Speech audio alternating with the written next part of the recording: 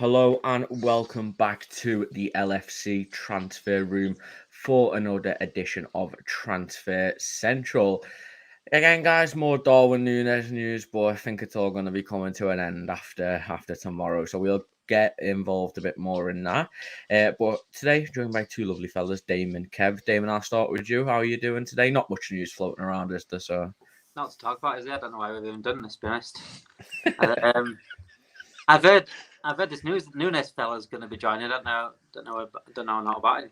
I think he's an under-17 player, so not to worry about that. Never mind. But I'm Kev, all good though. I'm all good. How are you? Yeah, I'm good, thanks. But Kev, how are you doing? Yeah, not bad, mate. I just wish the club was doing something in the transfer window at the minute. But as I say, this Nunes fella, I don't know much about him, but hopefully he'll be all right. Yeah, FSG, get your money out. we need a transfer breaking record. Don't think we're gonna get this one though. But hello to everybody joining the chat. We've got 26 people in straight off the bat. Iddy, Helio, Adam, Jen, all the regulars. So make sure you are leaving a like on the video. Also subscribe. As Louis has mentioned here, we've introduced memberships. As you can see in the chat, Jen and Louis have got one. There's a link if you want to support the channel. As we always say, every penny goes back into it. Not an obligation, but if you're feeling nice and you got a few quid laying around, then why not? But FSG. yeah, we need all the money. It's all going to Liverpool transfers. That's a joke. FSG are going to claim us and be like, give us all your money, you said it. That was a joke, John. Okay, but first story. As you know by now, if you are a regular of the Transfer Central, the title ones always come last. So if you're waiting for them, you're going to have to wait around for the whole stream. But Jen, straight off the bat with a super sticker. Thank you so much, Jen, for your continued support. It means so much to us all. I speak on behalf of everyone, and as we always say, it goes straight back into the channel. Okay, first one, Marco Asensio, someone who I feel like we've been linked with forever since he moved to Real Madrid. Pretty much every story always says that he is a massive fan of Asensio. This one is coming from Mundo Deportivo, who do have some very reliable journalists. It's a bit of they're either extremely reliable or no one.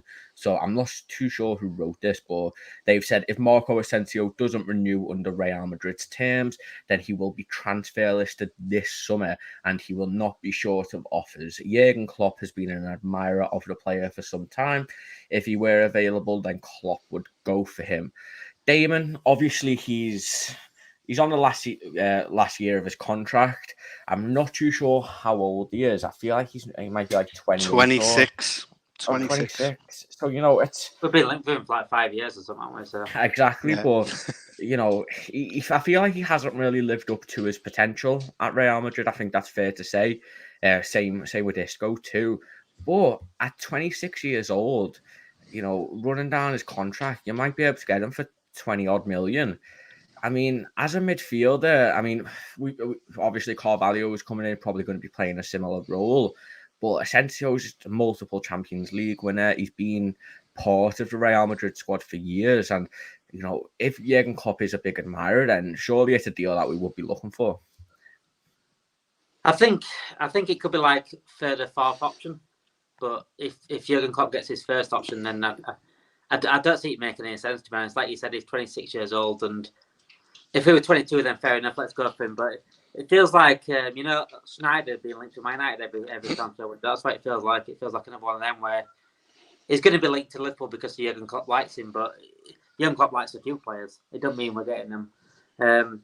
It makes no sense for the long term. I don't think there's better players out there than Asensio. If he were that good, he'd be in the Real Madrid starting 11, but he's not.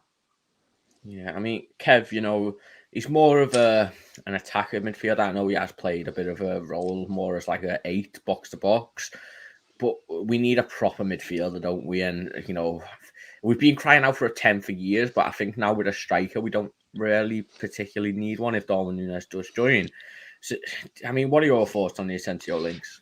I agree with what Damon and yourself have said. We've been linked with him for like 5 odd years, and I don't think he's actually got on and improved himself. You're looking at his stats for last season alone. He played 31 games, but 12 of them were a sub in La Liga. He scored 10 goals. He averages 60 minutes. He plays in the right wing, mainly which would then mean he'd be back up to Mo. I agree with David. I think there's better options elsewhere, and we're crying out for a number 8 or a number 6 rather than another right winger to go in the front three. I think Carvalho. I think it then loses the likes of Elliott or the likes of who else? There's Carvalho himself. So he'll be more of a sub. And I think the money that you'd have to pay for him in wages and a fee, I think there's far better options out there. And we're crying out for someone in our midfield three rather than the front three at the minute. Yeah, I mean, 10 goals from the right wing, and he's originally a midfielder. I mean, that's not bad numbers. To be fair, I'd probably look with Takumi Minamino going. We're losing him. Divock Origi's going. That's our two main backups. Obviously, we've got Firmino and Jota. I don't think we really have anyone who could be able to play midfield on both wings, and contribute to goals. He's still clearly a talent. My only issue is, does it hamper the likes of Carvalho? Because if it does, then I wouldn't want him. But, Damon, we've got Curtis Jones, and I know a lot of people don't rate him, but he can play on the wing and he can play all three midfield positions, can't he? I think he takes over Harvey Elliott's place as well. Harvey Elliott plays right wing, done in, and he can play in centre now as well. So I think we've already got a couple of players in that sort of position. We ain't got a number 8, and that's what we need to really focus on. We don't want to waste his time spending money on someone that's just going to take over right wing and take over centre mid every now and then. We need a proper number 8, like you said, or either a number 10 or number 8. I think we're just it's a tricky one with Asensio because he has got a bit of talent, but I think it'd be a waste of money. I really do that. I'd rather just focus on our main priorities. Yeah. So are we saying a no for that then, Kev? It's maybe a few years ago, but not now. I'd say so, but I'd probably watch this space because they'll probably be half-heartedly looking at it, just on the off chance if they can get something done and see if the money's right. Say if it was 10, I doubt it will, but if it's about 10 or 15 million and there's still money to spare and we've got a number 8 or a number 6 in, then yeah, give it a go and see if it's worth a shot. But he's very low down in my priorities as to what we need to bring in. So, but he's decent, but there's far better out there. We're crying out for someone in our back three rather than another one to join our main strike force. For me personally, yeah, I think if he signed, he wouldn't be classed as a midfielder, and we need a midfielder, which I think is good because I still think we need to replace him. If he does go, even if we do sign Darwin Nunez, but I think if you bring him in as a winger, and I'd only bring Asensio in if 1, Klopp pushes for it, and 2, if Curtis Jones or Harvey Elliott goes on loan. Ideally, Curtis Jones, because I think Harvey Elliott's a bit more of a talent. But yeah, I think it's definitely on the cards. I wouldn't ignore this transfer rumour because we've been interested in Asensio for years, and it's always been the same story that Klopp loves him and Klopp really wants him. So it could be one that happens maybe later on in the window if the possibility does come up for Julian Ward and Real Madrid to negotiate. But if they're thinking of bringing in another player and you've got like 200 mil to spend, you might have to get some money off the wage book. So definitely one that we will see. But before we move on to the next story, if you're new to the stream, there's 77 people in here. Make sure you do leave a like on the video. It helps us out a lot. Also, subscribe. We surpassed 5K yesterday, so thank you so much. On to the next goal of 10K. So I'm sure that'll take a bit longer than it did to get to 5K. So, but again, guys, thank you so much for always joining the stream and being a part of it. Okay, the next story is a bit of a mad one. So, Nat Phillips, who was on loan at Bournemouth last season, 5th choice centre-back, there's been numerous reports saying that we would take 15 million for him, along with Nico Williams, and there's a lot of Premier League and top Championship sides interested in him. However, the Mirror have now said that Phillips' Phillips has made Anfield rethink due to Joel Matip being old and fragile. So the Mirror are basically saying that Anfield are now rethinking selling him because he could be Joel Matip's long-term replacement, and they could allow him to go on another loan to Bournemouth. Kev, this seems a bit against everything else that's being said. You know, we've got 4 world-class centre-backs. Nat Phillips I think he's a very good Premier League centre-back, but we can't just keep him not even on the bench, can we? But if they're thinking of Joel Matip, maybe he's going to be leaving soon, then it's not the worst idea, but it's so conflicting to what we've been hearing, isn't it? Oh God, yeah. It's another little curveball that's being thrown out there, and you know there may be some justice to it. Do you know what I mean? Because he has done well out on loan this season. Do we? The issue is do we cash in on him now, or do we put him out on another loan again with the opportunity of coming back in? Now, if Matip is an issue, then I think it would have been more of an issue if Cameroon would have said, yeah, he was going to come back into the international front, but I don't think they're looking at. I don't think Samuel Eto'o was looking at him coming back, which is good news for us. I'd put him on loan unless we get the 15-20 million for him. It's a hard one for me because I'd like to keep him on the bench, but I think if he stays, it depreciates his value. And he needs game time. He's 20. How old is he now? Is he 25? 25, is he? Yeah. Yeah. So you know, he's not like a Reece Williams where he's 18 or 19 and there's potential there. He's coming into his peak time as being a centre half, and he needs to be playing well, and playing every week. He's not going to get it at Liverpool. So do we go down the loan route again with the option of bringing him back if we have another issue like we had 2 years ago where we had no centre halves? That is an option, but for me, I'm greedy when it comes to my centre halves because I just want as many as I can there in there. You see, but having said that, though, on the flip side of that, I don't think it's much. It's not doing him good. It's not going to do us any better by keeping him here, and he's not getting game time. So if the loan, if no one's willing to take him out on loan, then we do have to look at selling and trying to bring in. You know, we've still got Sepp de Berg there as well, who you could potentially come in as well. So we're not lacking in that area. But for me, I would be looking at more likely selling than actually keeping. Yeah, I mean, Damon, you know, he signed a new contract before he went on loan. He's with the club till 2025. Obviously, Bournemouth have been promoted, and he started him pretty much from the back last season. I mean, would it hurt his value to, you know, spend a full year in the Premier League? You know, maybe he impresses, somehow saves Bournemouth from staying up. You know, there's risks and rewards. I think Liverpool might just be like, we might risk it just to have him as backup, as Kev said, if we have another situation.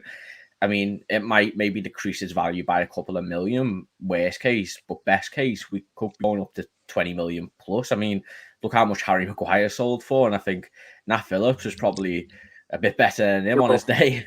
Yeah. Yeah. I think a loan deal is probably wasting everyone's time, to be honest. I think because he's 25. If he was 21, then fair enough, get him out there, getting some more experience, get him a full season in the Premier League. A bit like Kelleher, really. Kelleher's at the right age to get a full Premier League season under his belt and see how he goes.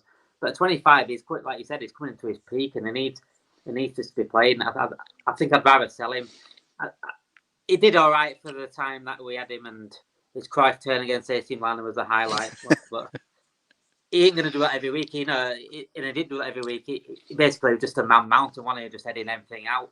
I just don't think it suits the way we play. And with Gomez staying as well, I think we don't really need him as much. And Gomez is not going to be the full backup now to Trent, is he? He's going to be a full mainly centre back now and backup rather than, especially with Calvin Ramsey coming in. So I'd just sell as much as we can if we can get 15, 20. See you later. Okay, so I'll put it this way: would you keep him if we were to sell Joe Gomez this summer? Depending on who we can get in.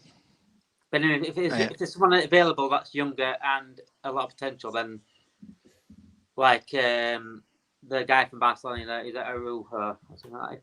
Yeah, Arujo. We gave up on him, didn't we? And I think he signed a new contract. Yeah.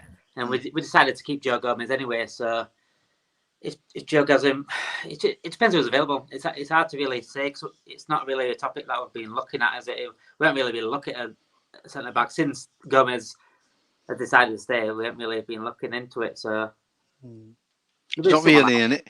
Yeah, it's not really an area that I think it's a priority this season to be looking at bringing acquisitions in. It's more of a let's see who we can get rid of and see who we potentially could sort out. The likes of Nico Williams going.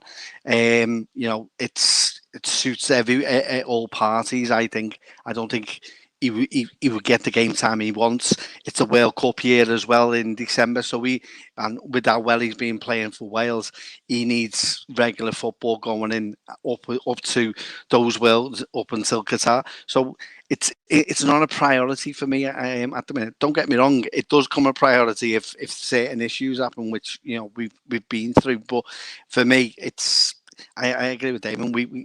His age it's just he's too high for me to put on loan for another season when we could just cash in and get the money and use that as for the areas that we do need, which is, as we've said before, number 8 or number 6.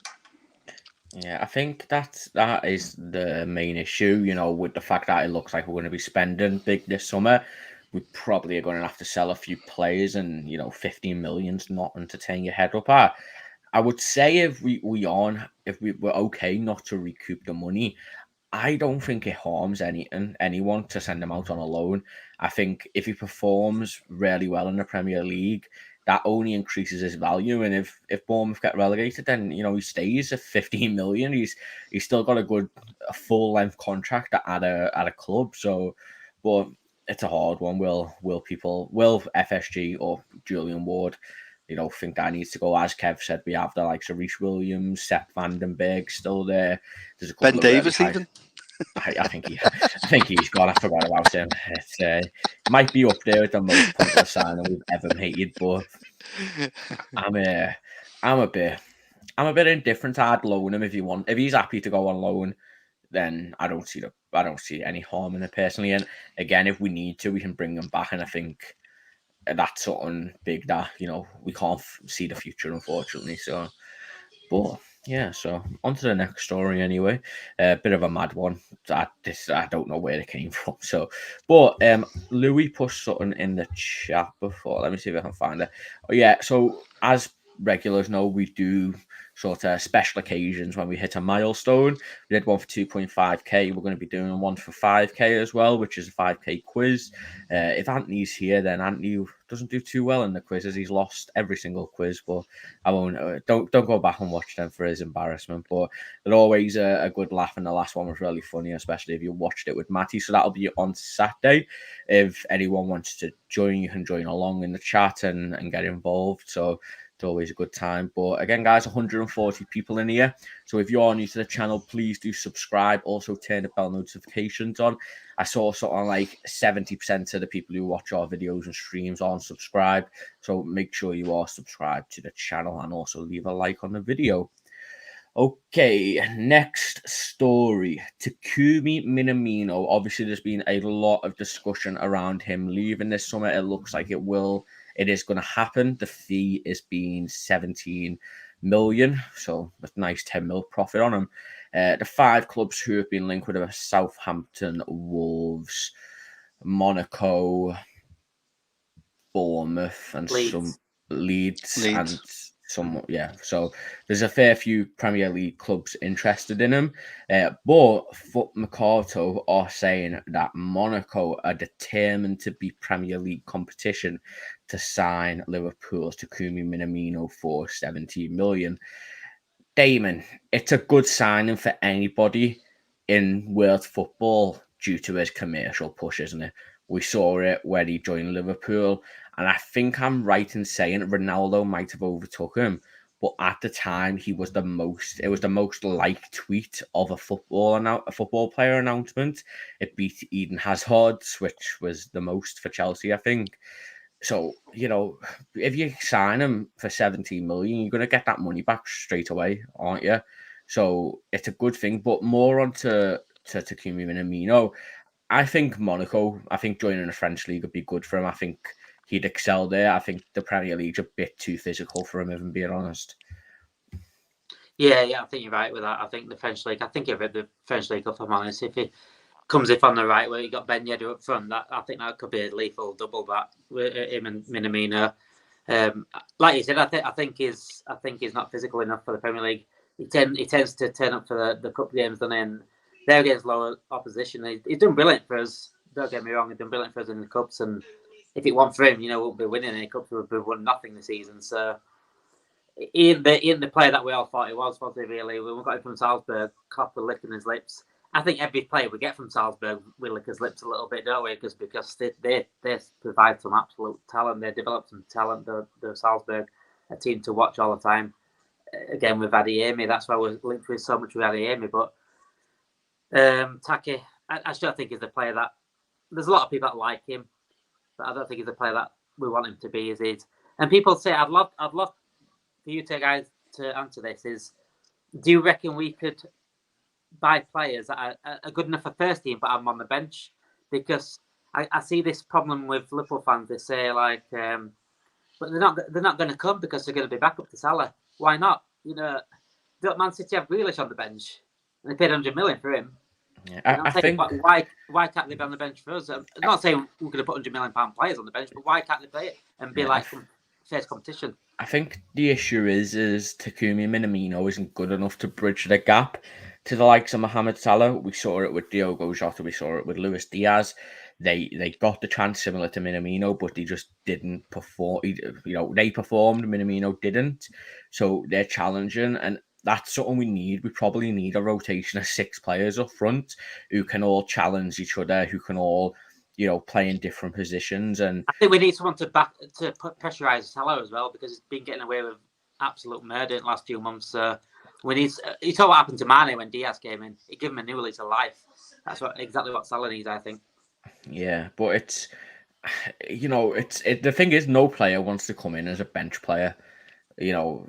I think Nunez is coming in because he knows he's got a shot at, he's going to be starting. I think Luis Diaz came in because he knew he could probably push. I think Diogo Jota probably did come in as a bench option, but he pushed his way into the first team, and that's something that we need. We need people who are willing to push, but I don't think Takumi Minamino has that mindset. I think he's happy to just chill on the bench, which is a good and a bad thing, because he's sort of just chilling there, but he's not good enough to, like Divock Origi. Levels drop off, don't they? Levels drop off. Yeah, definitely. And we can't afford to do that. Yeah, and Minamino isn't clutch like Origi is. Like Origi has the quality. It's just, it's hard to explain. I just think it's different with Origi than it is to Minamino. Like, I know Origi can produce a magic moment, but is Minamino. I think there's quite similar players as well. I think that in terms of ability, they're quite similar players. But like you said, Origi just has in clutch moments, and that's what you need a bench player for. Yeah, I mean, Kev, what are your thoughts on Minamino moving to Monaco? Me personally, I think if he goes to Monaco, it's perfect for him. It's a better league for him. I think the problem with Liverpool is, and you can see it in his demeanour when he's been around the players as such, he seems a bit of an introvert. He's not really. He's very sensitive when he's around the players, and feels as though he may be out of his league in a way with how well our team is. You see that, and you get a sense of that when he's playing as well, that he doesn't feel confidence on the ball, and when he is tactically gifted, but it's easy to get him brushed off the ball because of his size. against the minnows of the league, he's done really well and has played well. Southampton being a prime example. The League Cup games, the FA Cup games he's played, he's looked well. Again, though, against sides below the Premier League or in the bottom half of the Premier League, he hasn't really done it as such for me. I'd love to keep him myself personally. But if you're giving me 17.5 million for him, I'll snap your hand off and I'll take him and I'll fly the plane over there for him to take him to Monaco. Do you know what I mean? Because I think if you're getting that kind of money for him, it'll be great. With what Damon's saying, though, I agree with him in the sense that why can't we have players of 100 mil being put on the bench and buying that? I think that will happen with Nunez at some point because, you know, we're all expecting him to come in off the back foot and do what Luis Diaz did, but I can see him starting on the bench certain games, and what Salah's noticed recently, especially in the FA Cup final, is that, you know, if you're not playing well, not the FA Cup because he came off injured, but in certain games leading up to that, he was coming off he was getting benched or wasn't starting games because he wasn't scoring. So he's starting to feel that. I do agree he needs a bit more competition out there, but I don't think it's an Asensio though. But for me, yeah, Minamino, thanks for all your goals and in the cups, and thanks for delivering the cups to us. But see you later, mate. Enjoy yourself in Monaco. Yeah, do you know what? I think the thing with Minamino is every player in our squad has an identity. You know what Salah's going to do. They're all different too, to a sense. You know, maybe Mane and Salah are a bit more closer, but you know Salah's going to try and cut in, take on players and try and kill it into the top corner. You know Luis Diaz is going to be direct. He's going to be, you know, trying to more of energy. You know, Origi's game, he's got to come on and try and be clutch. Firmino, he's going to be a false nine. Jota as well, he's going to try and, you know, lurk on the edge of the box, get into positions where maybe other players couldn't. You know, even when we had Shaqiri, he offered a different dimension to us, a goal-winning dimension. I just don't think Takumi Minamino has any of that to offer. I think he's just a good winger or a good false nine or a good centre forward. You know, I think if someone was to build the team around him, then it'd be great. But we can't afford to do that. And you know, now with Darwin Nunez, we've added another dimension to our game.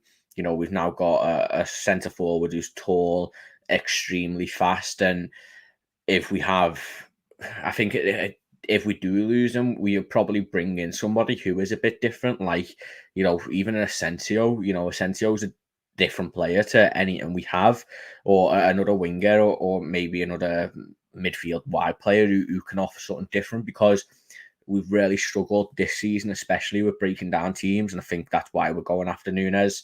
So, you know, Diaz massively helped when he came in as well. So, you know, 17 million, though, it's a deal that I think we have to take. As much as it'd be nice to have him chilling on the bench, he's only on 75 grand a week as well. So it's not like it's mega money. I think it's bang in the middle with the likes of Canate, people like that. So if he wants to stay, I'd let him stay. But if we can't be turning down 17 million. Okay, next story. But before that, we have 200 people in the chat, so make sure you are leaving a like on the video. It helps us out a lot. Also, subscribe to the channel if you are not. There's 200 people in here. I've got a feeling a few of you aren't subscribed, so definitely subscribe to the channel. Got 5k quiz coming at the end of the week. They're always really fun to participate in.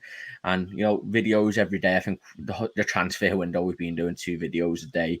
I think tomorrow's my summer video as well, so make sure you check that out. So with that, I have notifications on.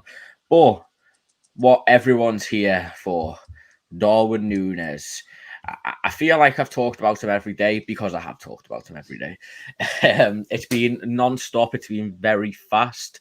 It's been, you know, a lot of news to take in. And if we were to cover every story, we'd be live for about 200 years maybe. So, but Kev, it looks like it's all done. He's currently in Spain. Liverpool and Benfica have agreed a fee. Every reliable source has confirmed it. It's 64 million, which is 4 million less than what Monaco wanted. So Julian Ward saved a few pennies, laying off Michael Edwards. 20 million, or I think it's like 17 million in add-ons or something like that.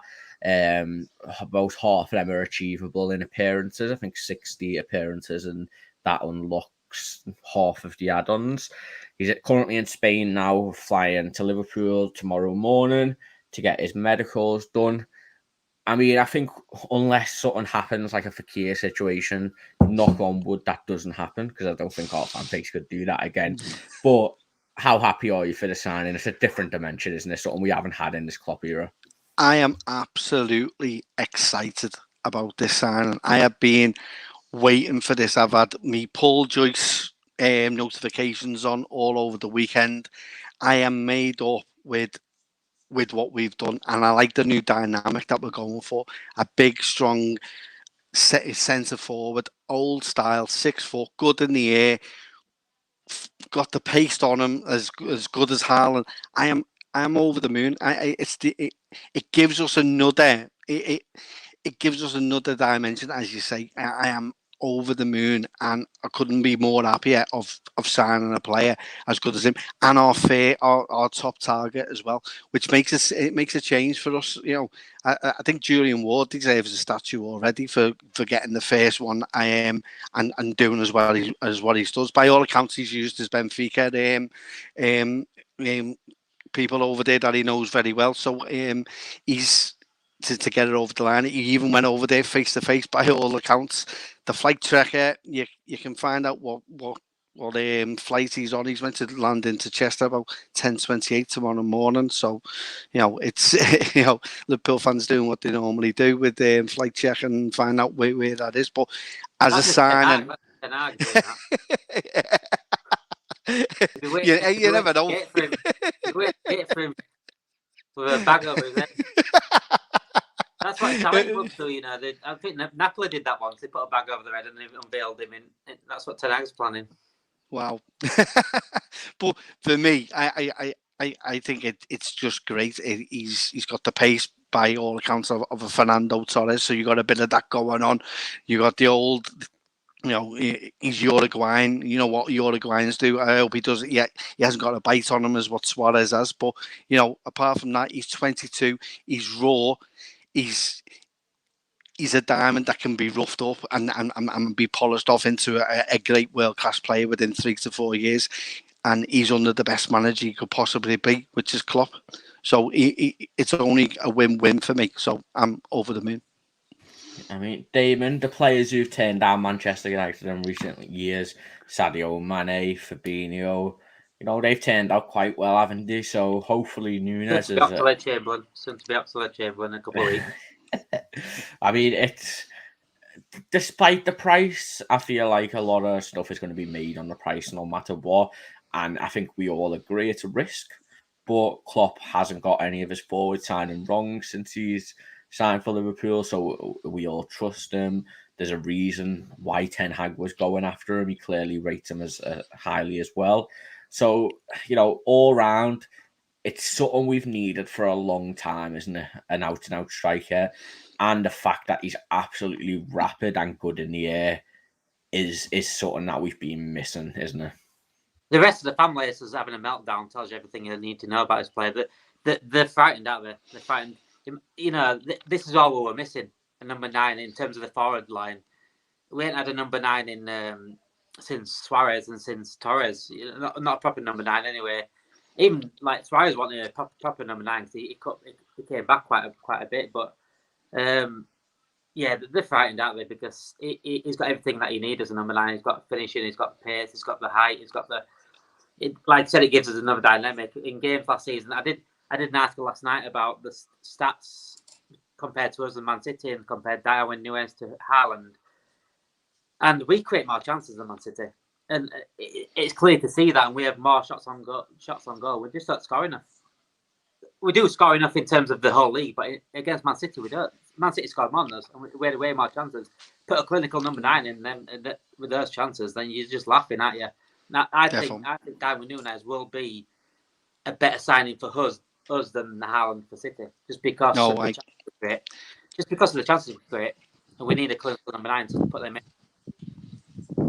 Yeah, I mean, I'll ask you this both together collectively, but how many goals are you expecting, or do you think they'll get, or do you think Nunez will get?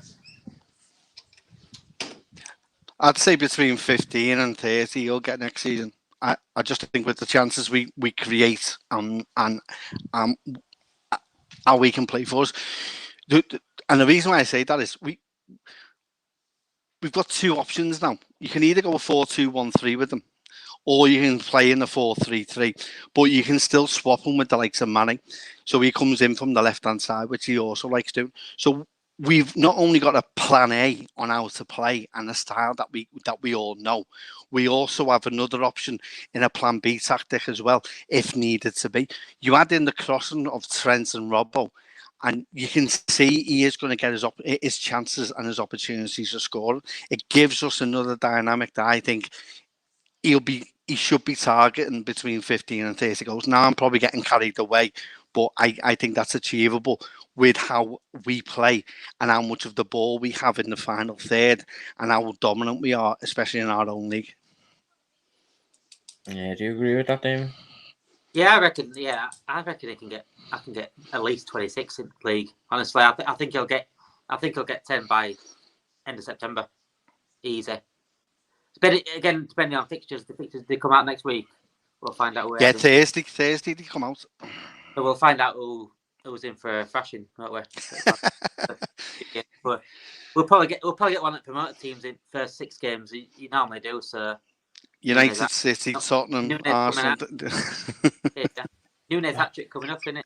You know what's a shame? It's a shame Norwich have been relegated.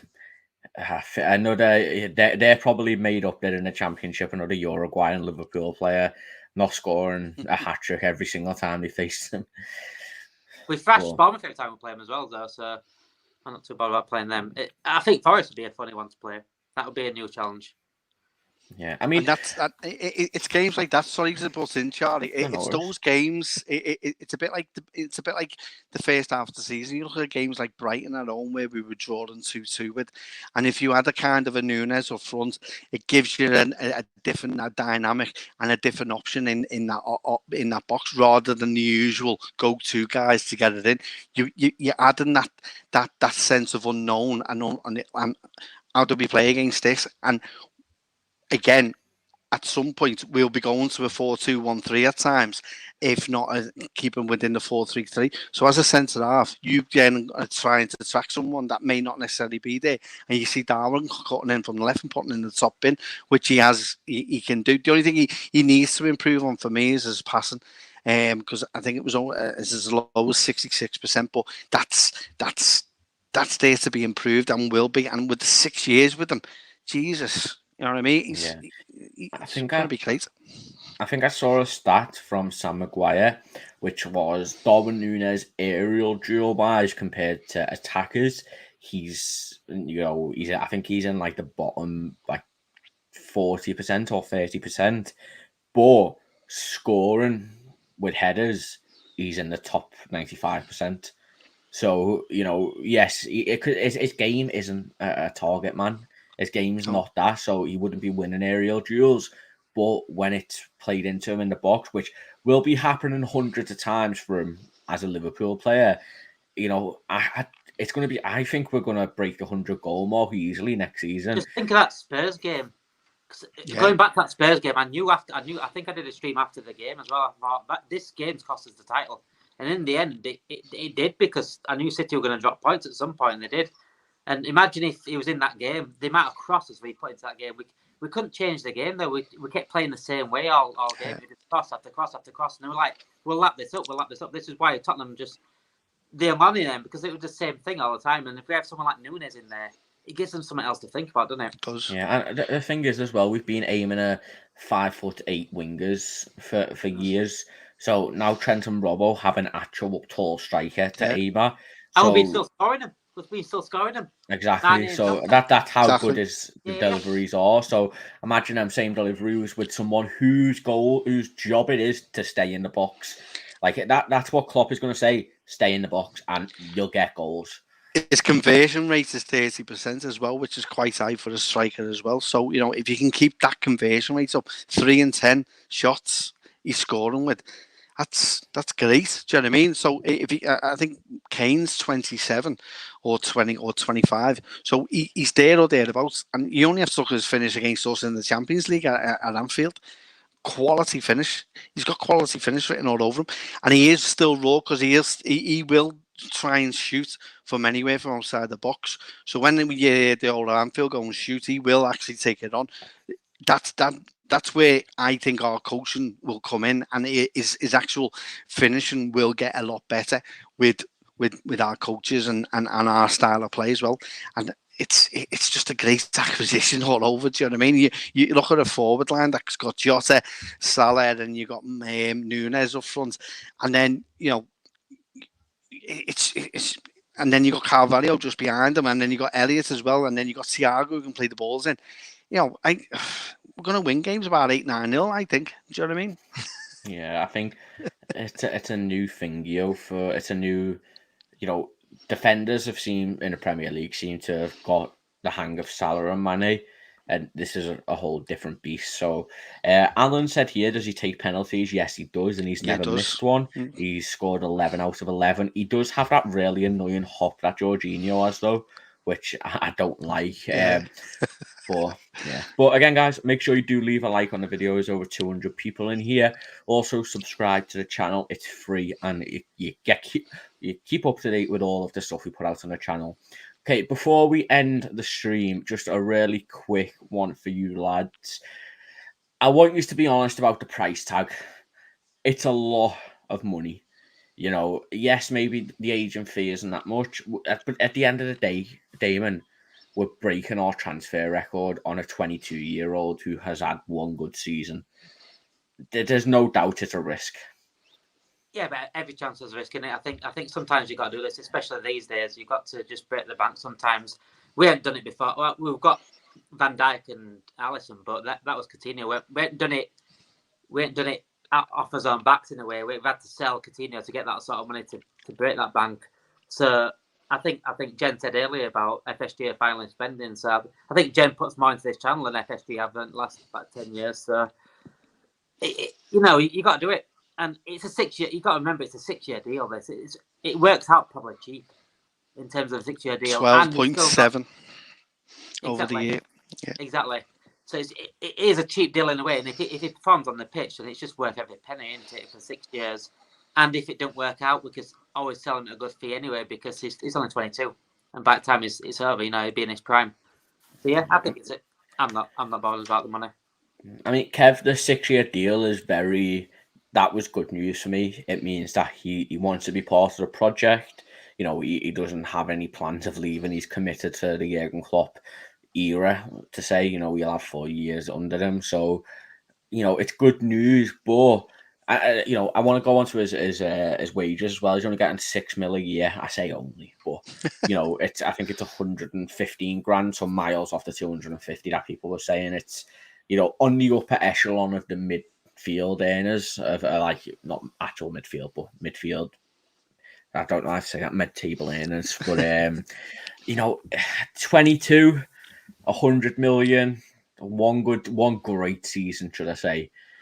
You know, Borussia Dortmund did take that risk with Haaland, and it worked out. Maybe not as much, but it seems like it's a risk that we have to take, isn't it?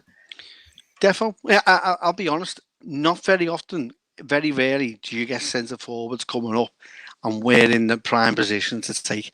And he is the prime person that people want. You know, United were throwing money at him, and he wants to just come to Liverpool. By all accounts, we've been talking in his ear, as did Van Dijk and Klopp, back in April when we played them in the Champions League. So we were already talking to him straight away. I think with someone with this potential of what he's and how he's produced, I just think that it made sense to make the move for a centre forward. Yeah, he's only 22, but by God, if you know, over the course, that's 12.7 million a season. It's going to cost us in a Mauritian account for the accounting side. So it's not that much. It's 100 million euro It's not £100 million, so it's only 85 mil.